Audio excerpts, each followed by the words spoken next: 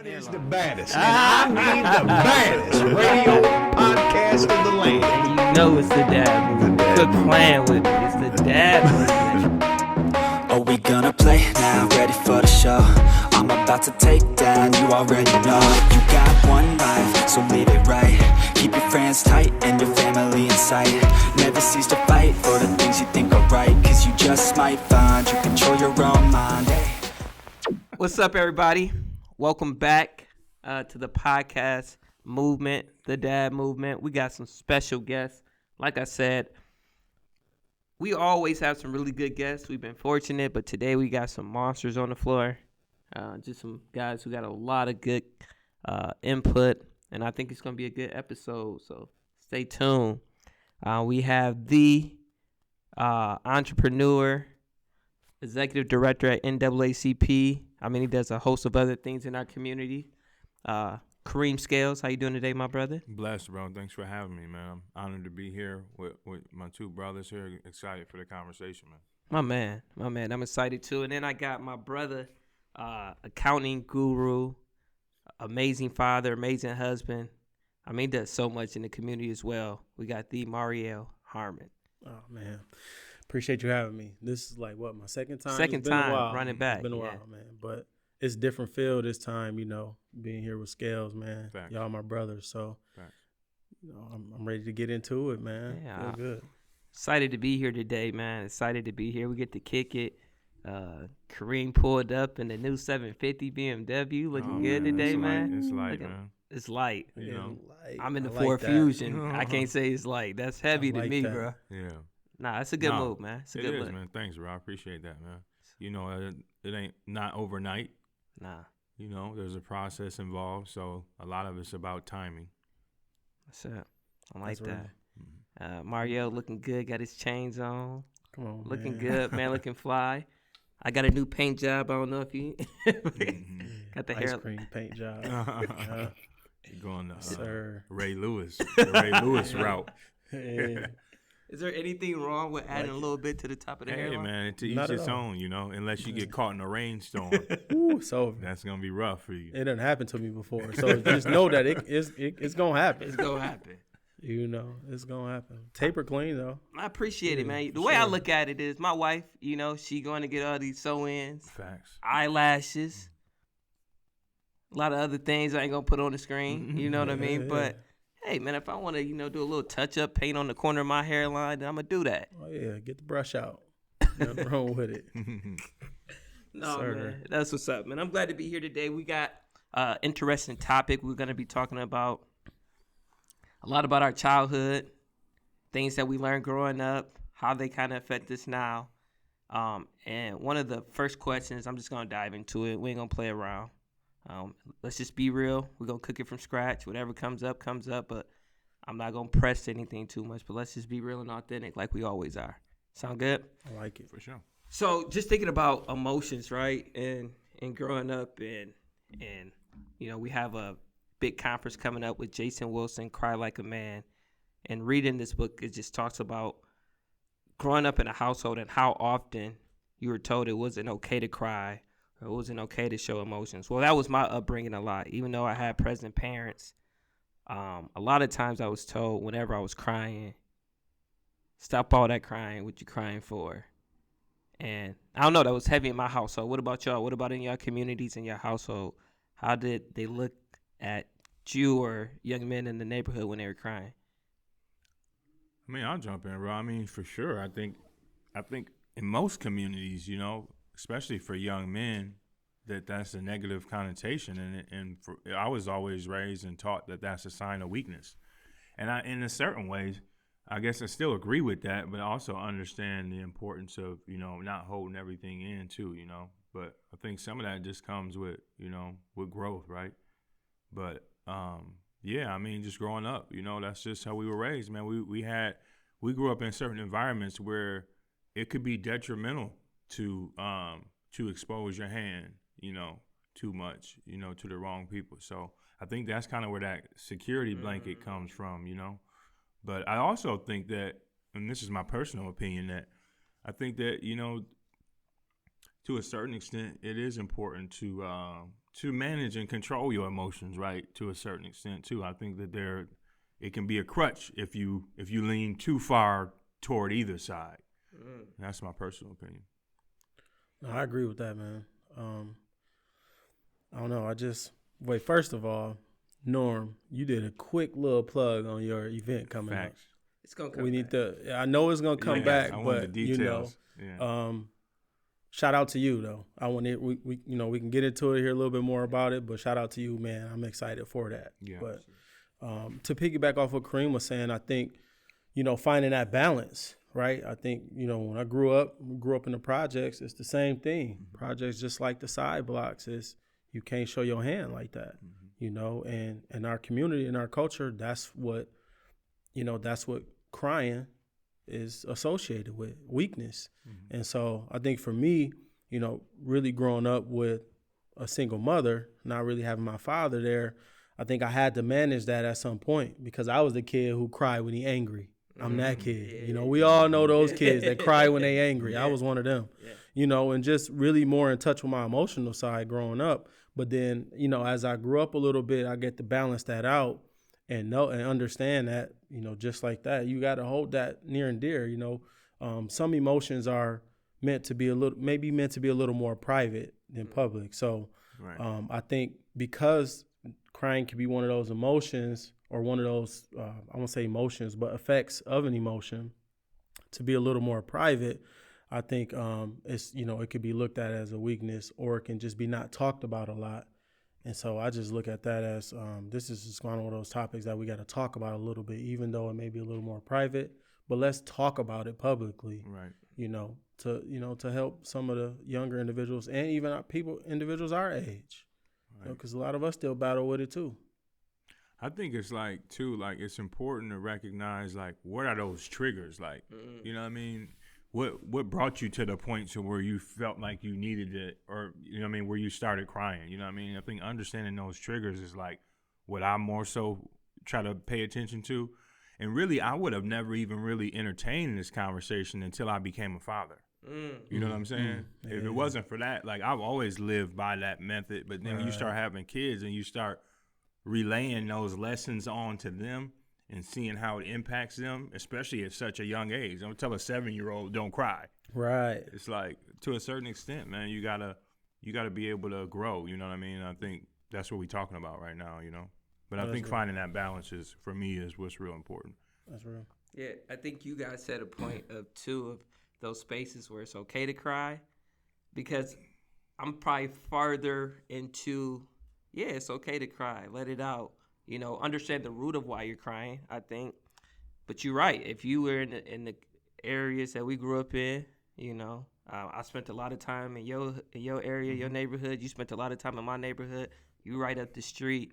It is like you live pickings if you out in the neighborhood soft. crying. We call that food. Yeah. You food, yeah. And then once you allow that to happen to you once, then that's your reputation now. It catch you once. But You know what I mean?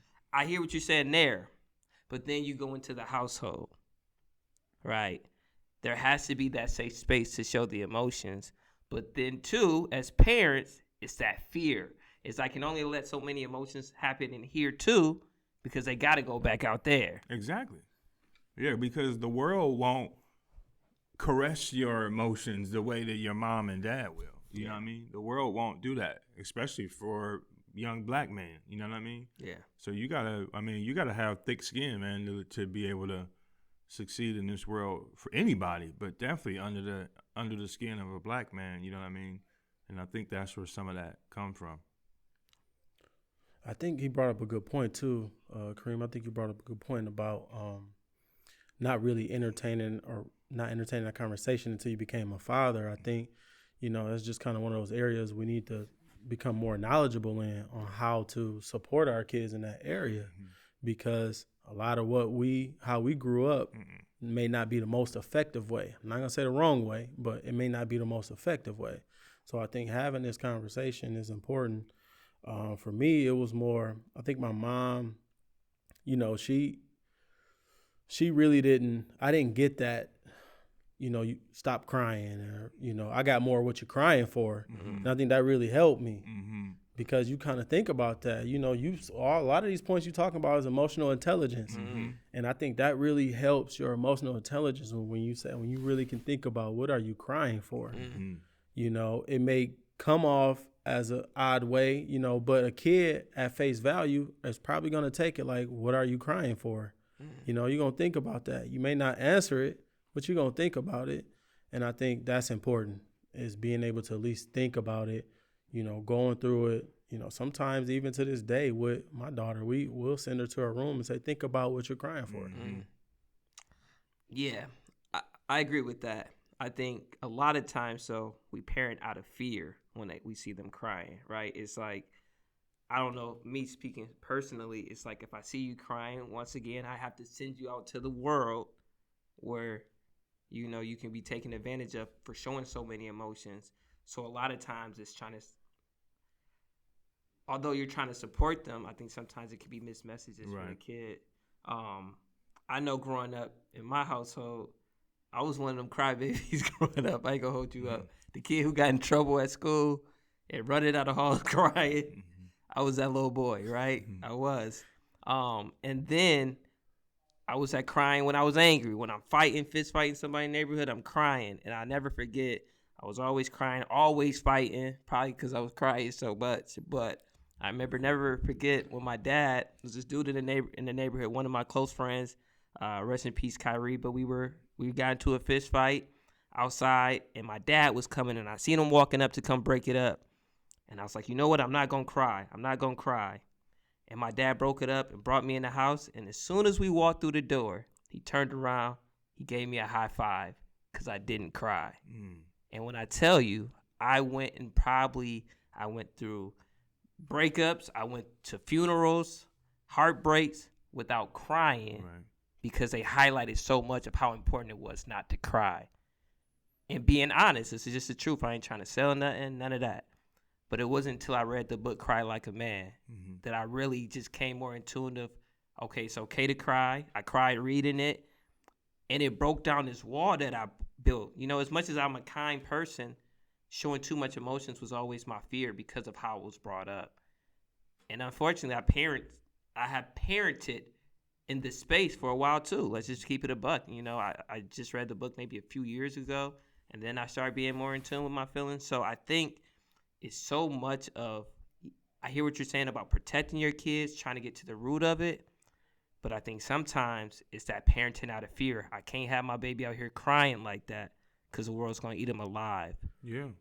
Well, some of that comes from, too, like, I'm sure y'all like me, like, the experiences that my children have are completely different than what we had. Yeah. Like, they don't grow up with really wanting or needing for anything. Like, we're not rich by any means, but, I mean, they're just so privileged to me, you know what I mean? So that's a big fear of mine, too, is that they're going to grow up not understanding the importance of struggling and hard work and hustling. I think that's where some of that extra push on, like, no, we're not doing no crying. And then some of it, like, is what you said, too, Mario, about just habit, right? We all creatures of habit in the way we were raised. Right. But it ties to other thing. I was just thinking of something else, and I won't go too far down, but I was talking to somebody, and I'm still upset about this right now. I lost $200 on Monday, and I never carry cash. This was a rare instance. I was making a purchase, and I had $200 bills left over in my pocket, and I can't find it. And I spent Tuesday and Wednesday upset about the fact that I lost the $200, but I just looked at it as a lesson, really, like, at the end of the day, you know, we always grew up, to bring it full circle, what I'm going to is we always grew up taught that you put your cash money in your right pocket. Like, that's the first thing you do. Get your stuff, before you even had a phone, we grew up, get your money, fold it up, put it in your right pocket. Yeah. Like, you don't have to do that no more.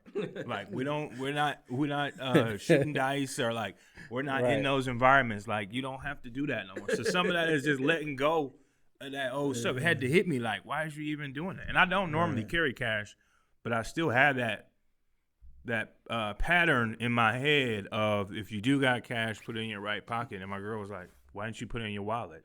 Like, if you put it in your wallet, you would have had it. And I'm like, I'm just so stuck into these patterns, right? So some of that is just that. Yeah. Did you cry? I didn't cry. Okay. No, didn't cry at all. But I had to get to that point to where I was thinking about it, and I was like, man, you probably lost more than $200 trying to think about this $200. Exactly. Yeah. And it's a blessing to even be able to be in a position. I remember you would have caught me before, even a couple years ago, lose $200. We might not. Hey, somebody might be hungry, Somebody. or like That's there's real. going to be a consequence to that. Yeah. Like, so I had to turn it into really a positive, man. Try to look at. I'm a half full kind of guy, anyways, right? Mm-hmm. So I guess it's a blessing. I'm not in no way encouraging people to lose money. Put that Right, text right. on the screen. Don't lose your money. Be responsible. But it's a blessing to be able to lose $200, man, and learn from it, and for it to not impact my way of life. You know what I Yeah. mean? I feel that. Yeah. When do y'all think it's okay? When do you believe there's a time to cry? What circumstances or situations do you say, you know what, that's acceptable to be crying? Oh no, bro, you doing too much. What you crying for? What are some situations where you feel it's okay? Man, I mean, some of the obvious ones could Right. be, loss of a family member or a close friend, Okay. somebody, a close relationship, loss of a individual. I mean, just kind of some of the more rare ones. Like I've just on a transparency, I've cried before just being stressed out, like too stressed, like over. My personality is, I'm a very positive person, positive attitude. And sometimes that can be hard because sometimes when you deal with a lot of stressors, you think that you're dealing with them, but you're really not. And at some point you can just hit a brick wall. So I've definitely cried from just being too stressed out. Personally, I don't think there's a lot of situations where Right. it warrants crying, but that's my opinion, No, I would agree with what you said. Definitely, I think from my personal experience, that's like where I've had the most experience as a man crying was due to a loss or death, right? But I don't think there's like a cookie cutter. I don't know if that's the way to even go about it. I think everybody got to define what that is for them. You know what I mean? But ultimately, I mean, I do think it's important when you lose a life, though. It's just something about the crying emotion that's attached to that, and it helps you kind of like. I mean, I guess it does something different for different people, but it's kind of like a It's a release. yeah. It's a release. Mm-hmm. Like you said, I think it's dependent on the situation, but I think that overly stressed, I think is a time where I feel like that's when I just let go. When it's just too much going on, I go to my car, crack the windows a little bit, pull the seat back, and that's the times where I feel the most in tune of crying or releasing tears. But there is a release when you do cry, because I think when we do have the type of things going on in our lives as husbands, fathers, spouse, whatever, it's just men in general, you're in two places. You either are confronting the problem or you're becoming numb to it. And I think sometimes when you're confronting more problems instead of, because with our trying to be positive, half full, sometimes we get dismissive about things, right? Or sometimes we just become numb to them. Like, it is what it is. Got to keep it moving. I know this happening. Got to keep it pushing. And the more that I not attack, but I'm realistic about what's going on, and I'm taking the time to set aside to really think about it, I think that's what has warranted me showing more of my emotions more, because I'm not trying to be as numb or dismissive. Oh, that's real. I think we kind of overloaded. I mean, when you think about crying, I know we talked a lot about, some of the situations, but we didn't really talk about the positive side. Like I shed some tears when my baby was born. That's a good point. Right. Just joyful, just overstimulated, you know what I mean? Being a part of that process and a new life is born, you know what I mean? Right. Just feeling that connection finally. You go all these months talking to your baby, through the stomach and all of that, and then, she's here. So that's just kind of one of those things that, I mean, I didn't like bawl, like shed a bunch of tears, but I did a little crying. It was joyful crying, man. It just felt good, So even how you said it, I ain't drop a lot. Let me put that out there. So why we gotta do that though? You know what I mean? Yeah. Why do I have to do that? But yeah, I mean. Yeah. One other thing I add though, guys, is like I've seen like crying does something to relationships. Like when you cry with somebody, like we closer now. So, like you saw me cry, like we locked Open in. the eyes, like, yeah, we here. Don't one of those. So it's something about the relationship, for real. That's real. That's Because real people talk. won't even cry in front of you unless I feel like we there. You know what I'm Yeah. saying? Some people will hold That's that out real. until they get in front of somebody else who they got that That's relationship real. with. So it's something about crying and how it strengthens relationships. But yeah. Yeah. No, I agree. Because even, I won't go there. But yeah, no, I think it is in those moments, in those adversity that you really gain brothers in those things, So I agree. So I'm going to keep it pushing a little bit. The way that you were brought up, right, and how it was shared in your household of to show emotions or to not show emotions, how has that affected how you parent now? I know both you guys are fathers. How has that affected when you see your boys or your daughter or your sons, Mario? Well, we both grew up in a single parent household, right? Without father. So, and then how has it impacted my fatherhood now? I think we kind of talked about some of it already, and more so like just I've been caught into like repeating the same lessons over that for one didn't work for me. And times have changed. Like it's a whole different era now. So it's like trying to reprogram myself to come up with new methods of dealing with stuff. You know what I mean? So I don't know if that's necessarily answering the question per se, but I see that. I see all that come out in my parenting. And then I'm still trying to figure out, like, there's no textbook on parenting. So, like, trying to find the right method is a part of the process, too. But, yeah, those are my comments. Yeah. It's a challenge, man. One of my daughters, Reagan, she's 8, and she's one of the most emotional kids, 8-year-olds I've ever encountered. Yeah. And I laugh because sometimes, like, my wife and I take turns. Me and Priscilla take turns. Like, all right, it's your turn. I don't have anything else. Like, it be like that though. Yeah. Yeah. And it's necessarily, again, it's situational, but some situations you look at it like there was really no need to cry in this situation. And so you think, like, how do I, interact with her to, maybe give her that lesson on how to really balance her emotional intelligence, right? Mm-hmm. Because if, you go knock on a neighbor's door and, she can't play with you today, that doesn't warrant a cry. Mm-hmm. From my perspective, right? Mm-hmm. So you always think about that, like, am I tripping? Mm-hmm. Or there's times where Priscilla was like, am I crazy? Or nah. Like, but we grew up together, so we may have the same perspective because we're the same age. So we grew up, in that same environment. Yeah. But it's times like that where it's a challenge because, like you said, it's a different era. Mm-hmm. The generation of kids now are completely different. And I think they show emotion a lot more than we did, and then you throw in the wrench of they didn't grow up in the environment that we grew up in. Mm-hmm.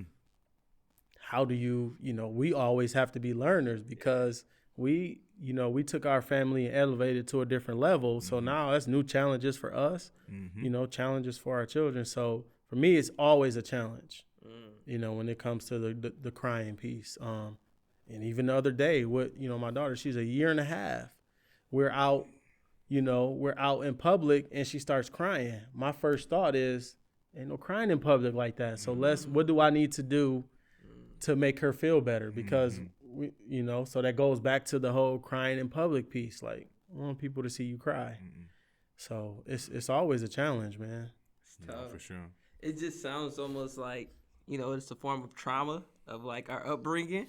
Right. Because we parent out of that, right? Because even when you were saying like your younger daughter was crying at 1.5 years. She's 1.5 years. 1.5 years. But I remember my daughter being at daycare and she'll have her bottle right at 1. And another kid would try to pull her bottle. I'm like, don't let nobody take your bottle from you, right? It's what you doing, right?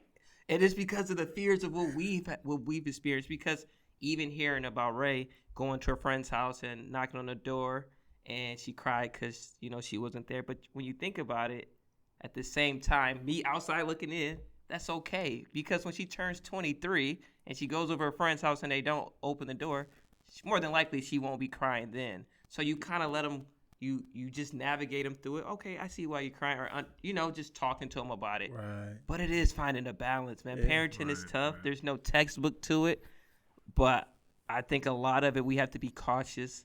I'm speaking to myself that I don't parent out of fear, because when I see my daughters crying or something, like I get frustrated and I get angry. And I'm in the room like, well, what you crying for? Like you get angry. I feel myself like, what are you so angry about that she's crying or that she's hurt? And it's because that fear of what I went through of crying and what I was taught growing up. So I think it is addressing things that we have been through, acknowledging them as trauma, and making sure that we're not parenting out of fear. And some of it, and I'll just be real quick, like some of it is like not even what we went through. Like here's that, like the activist Kareem come out now. Like historically, like these lessons don't start with your parents or their parents. These security blankets and these mechanisms we use, they come from our history as Black people in this country, and we've had to put up these like. They told them to stop crying a long time ago back then. Like, that's a good point. It's not about crying though, too. It's about the action after. But I would just kind of just put in the context that it may not even been a personal experience that you experienced. Yeah. These are the lessons that was passed down to us from way back, and they were there for a reason. You know what I mean? But like he said, times have changed, and they call for different methods. It's just being able to acknowledge it and focus on the action after the cry. Action after the cry. That's a good one. After the cry. I think that's gonna be the highlight, the tagline for this one. Man. I know you got 2 boys at home. I know Mario has a son too, right? Yep. Your son comes home, and he's explaining he's had a hard day. He got a bad test grade, and he comes home and he's talking to you. Do you feel like your boys are or children? It doesn't have to be boys, because I don't want to highlight just on boys crying. I want just children too, but. Do you feel they feel comfortable to cry in front of you if they're having a bad day, your children? I do. I think that to a certain extent, right?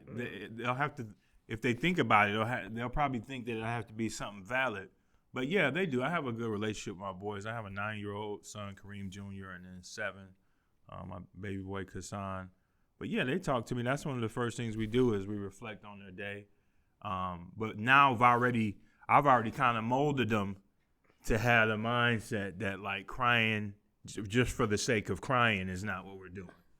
So I think that they would think about it, but if it was ultimately something that was really bothering them, they definitely feel comfortable with coming to dad, regardless. Because that's one thing that I've always told them. If it's something, regardless of even what I told you, even what I taught you, I teach them to be their own men on their own to a certain extent. Like follow the methods and the lessons that mom and I teach you, but you got a brain for yourself too, and start thinking about these lessons you've learned and make the right decisions for yourself. So yeah, I think they do for sure. Probably me more so than even going to mom. You know what I mean? It's different because traditionally, like, you know what I mean, that's where most boys get that connection from with their mom. But I feel like in our household, I'm probably play that role a little bit more with the boys specifically. And I don't know what the connection with that is. That's interesting. That's dope though. You know, I think that's, real dads, you know. Right. I think, kids recognize that, you being there and you being able to be the one to lean on emotionally, that's big. As a man, as a father, that's big, man. That's breaking generational curses. That opens a lot of opportunities for our kids, having that father, having that type of relationship. Right, for sure. Excuse me. Because, they say, as you get older as a father, it's the daughters that take care of you when but that doesn't have to be true. Right. It's just that relationship, it's really based on that relationship. My son, man, he's 12. He's special needs, nonverbal. And if I would have to put a cognitive level age, I would maybe say 3. So he still does some crying if he needs something, basic things like if he's hungry, you know, or if he's just uncomfortable in some way. So it's more of a challenge on, you know, if you're hungry, you can just show us what you want to eat versus crying. But that's his way of getting the attention. So it's, you know, that's a work in progress. But as far as Reagan, again, I think she's definitely improved her emotions and working through her emotions. I can remember though, I probably came into her life, she was 3 years old, but I can remember at 5, it was like cry year. Like that year was over the top, you know, but I think she's learned how to balance it out. And she's really intelligent, so I think she does think a little bit more now. But I think sometimes, like, she thinks a little bit more, and she feels that this is a situation that warrants crying. Right. She may cry a little longer, a little, you know, a little louder, a little, and, you know, that's okay. Like you said, you know, it's okay. But I think a lot of times we do say, you know what, just take a break, go to your room, and so again, there's that private piece. So it's not the sense of you can't cry in front of us, but it's the sense of take some private time to yourself. So, but that's, you know, it's always a work in progress for sure. That's good. How was your daughter's the same age as Reagan? Yeah. I think, my daughter would, being honest, I'm gonna be real. If she was starting to cry, she would try to block it and hide it out, like try to rub her face, or, you know, you're trying to hold the tears in your eyes. She would for the most part. And then it's me talking to her and like, hey, babe, what's going on? Nope, we're going to sit down. We're going to talk about that, because that's how I started. Most of the time, I'm following, okay, nope, let's try to guide her through it. And then I think sometimes when the emotions get overwhelming, instead of me being the thermostat, I'm the thermometer. So when she started getting up, I'm getting up, and I'm calm down, and I feel more frustrated instead of me being the parent and being the thermostat in it. So I think there's sometimes she would, if she hurt herself or she running, she's still gonna talk to me about everything, but I need to create more of a secure space for crying. I do, because like you said, when you're talking to your homies and if you cry in front of someone, you're establishing a connection. It's like, bro, I trust you. And that's the same for a kid, too. If they can cry in front of you, they believe the environment is safe and I can trust you. So I think instead of making it a red flag, look at it as more of a white flag. Like, I give up. I'm not going to hold this in. I trust you. I'm safe here. That's a good analogy. I like that. So, man, I'm grateful for this conversation. I think it hit some key points. Before we close, is there some points y'all want to hit up or something y'all want to circle back at? No, I think my closing comments would be, just, you know, I'm thankful to be a part of this conversation. Made me kind of even think and do some reflection, you know, internally amongst myself and as a parent and as just a man in general. But I guess I would sum it up with, you know, definitely, you know, growing up and understanding that times change and people grow, that it is important, you know, to be able to share your emotions, you know, when something is either bothering you or, you know, in a positive way. But I do want to, for me, I think the focus should always be on, like I said before, kind of like what's the action after the cry, like understanding what the root cause of the cry is, like not the cry, but the before and the after the cry, I think is what's most important. Because that's really what's going on and what it's about. So yeah, man, good stuff today though, y'all.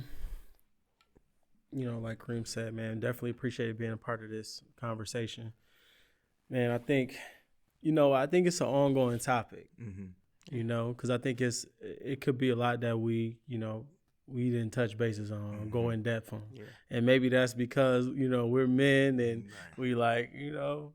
We gonna touch a little bit, but we ain't gonna we ain't gonna go deep. Sensitive topic, right? Yeah, it's a sensitive topic, man. It's just funny. In my head, I was thinking like even like watching certain movies. Like I've cried watching a couple, you know, different movies, certain scenes. You know, Brown Sugar is Brown Sugar. Okay, yeah. Mine was Coach Carter when Timo Cruz's cousin got shot. Man, okay. I was just playing brown, You know? brown sugar No. too. When Nope. they smoke Ricky and Boys in the Hood. Ooh, that's a good one. That's a good one. Yeah. Pursuit of Happiness, Oh, the bathroom scene. No, that one. No, I did. I cried on that one. I cried. that one hurt, right? As a father, you know, that was, I think, even in, that was another movie. It was Southpaw. I don't know if you ever seen Southpaw. Nope. It was a fighting movie, and he lost his daughter, and just because he was just having a mental breakdown. And when you feel like as a dad that you mentally break it down, and just imagine how that it weighs on your daughter. I don't know. Yeah. Even music, like Yeah. when I hear the record from Sam Cooke, Long Time Coming. Oh my God. Yeah. Because you directly connect that record with funerals, Yeah. right? Yeah. Right. So that song will do it. That song will make you emotional Right. every And time. what, So- and what your brain do? Go to the one funeral that Exactly. you know Yeah. really brought it. Yeah, that's Yeah. real. No, That's real. like you said about going deeper into this conversation, I think being real, the reason why we went there, we talked about some real stuff, but we're for still sure. processing this stuff. Yeah. Oh, for sure. You know what I mean? Like, we're not trying to be experts in something. We're Right. having a conversation. I'm telling you that I still struggle in this area. Yeah. That's why we having a conversation. You know, even talking about growing up and the things that we went through. Some of you just want to forget, right? Some of the stuff you grew up with. I appreciate my neighborhood. I appreciate the interactions I have. All of that. Some of my brothers for life, but you've had a lot of loss. I know I lost a lot of brothers, whether it's to whatever, whether it's to drugs, whether it's to locked up, whether it's to being shot. You know, so I think, I think we go through a lot where we don't have there's no choice. Like, you're forced to cry, Mm-hmm. yeah, even from getting whoopings. You forced, like, at that point it hurt. Yeah, like, I right, can't, right. you know. yeah, You build it after a while, like, yeah. you know. But there's a lot of situations that trauma, some of that, you kind of just forced to cry, Forced to cry. you know. So I think a lot of that is that plays a part too, man. Yeah, for sure. It's gonna be interesting. We do this interview today, and 5 years from now, when we look back on it, of just how we continue to grow from here, how we better, just more intentional into our parenting, of not only what we're doing, but why we're doing the things that we're doing, and it's a growing point, man. Yeah, it all is, man. I mean, me personally, though, I will say that, like, those experiences, man, growing up in these communities and single parent household and all the things we talk about, if I were to do it again, Yeah. I wouldn't change anything. Absolutely. Because all those experiences have molded all of us to be the man. You're not the norm you are Yeah, without those experiences. You know what I'm saying? I real. definitely could say the same probably for all of us. That's So, real. yeah, just making sure you keep that context in the back of your mind as well, because that's what makes you unique. You know what I'm saying? I agree with that, but the hardest part is, okay, a few of us made this out, but all the people who did it, and I think that's where the hurt comes from. Mhm. All my boys who still stay, and don't get me wrong, yeah, it's another conversation, but Yeah. that's my that's that's a whole nother. that's It a is. whole That's a whole that's a nother- whole nother piece. So that's just the like- guilt trip. And, Yeah. But then I'm also like, I'm that person, like, I really look at our environments and say, how can all of us make it out? Right. It's impossible. That's the reality of it. With the hands that's being dealt, right? Yeah. That's Mhm. why I tell people all the time, I'm fortunate. Fortunate. I'm fortunate. I'm fortunate. Mhm. You're right. You line 5 people up that Yeah. again, another conversation. No, but keep it going. fortune. Right. You line 5 people up right now, it's 1 or 2 of us. No, for sure. I've conditioned myself. I don't know if y'all have noticed that, like in the last, I feel like I've been doing this for 2 years now. When people say what's up, but I say I'm blessed. And we use blessings and blessed. We use that language as often as we can now. Yeah. Because it's really acknowledging real. that every Yeah. piece of this, waking up today, Yeah. is a blessing. Losing $200 and to be able to keep it moving is a blessing. It's a blessing. You know what I mean? 'Cause we might get it evicted for that $200. You know Man, what I mean? somebody might have got Yeah, made a decision. Yeah, you had to make $200. a quick decision. You know what I mean? Like, that's real. You might make a life changing decision Yeah. over Wow! $200. Wow! Yeah. $20 Hey. on a bad day. 200. Yeah. You made Yeah. 200. We made that in the morning. That's Yeah. yeah. Yeah. Nah, man, It's dope, blessings, man. Yeah, let's keep it going. Those who are listening today, we hope you join us on April 28th at 11. We'll have author of Cry Like a Man, Jason Wilson, He'll be the keynote speaker. We'll have amazing men there like Mario and Kareem sharing in the breakout session so we can further this conversation. And we want to hear your input on it. So thank you all for joining us today. Blessings. I hope this filled your cup. Make sure you like, subscribe, and share. We're on Apple Podcasts, Spotify, and YouTube. Can we do a quick plug real quick? Go for it, man. Real Absolutely. Quick plug. Yeah, follow me, Instagram, Yes, sir. Scales K. NAACPGR is our Instagram page. NAACP Grand Rapids on Facebook, as well as YouTube, NAACPGR. So tap in. Stay tuned for more. They have some good content too. For sure. Yeah. Definitely make sure you tap in with them. And Mario, is there anything you want to plug? No, you know me, man. I'm Norm. Plug this event. Yeah. Yeah, You know? yeah. Well, you knew I was Fatherhood going. conference, man. What are you crying for? What are you crying for? What are you crying for? A topic that came up a lot today, and I'll make sure I put some of your information on the link For sure. when we post this too. Are you taking like different type of? So I know we're doing the breakout sessions. Yeah. I don't know if full on topics are set, but do you want people to comment? Maybe a topic they, I like that. you that know, could be a good I like on that. this Yeah. video? Feel free to comment, email.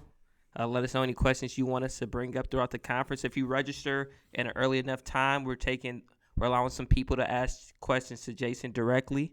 So make sure you register for the event. But yeah, make sure you send us some questions too, so we can bring them up as a whole group and in the breakout sessions. I appreciate that, man. Word. That's why it takes a team, man. I don't try to act like I got it together on my own. Thank you, Luke Money, for filming today and holding us down. We appreciate it. Yeah. Thanks, Luke. Great work, man. All right, one time for the one time. We'll catch y'all later. Peace. Peace.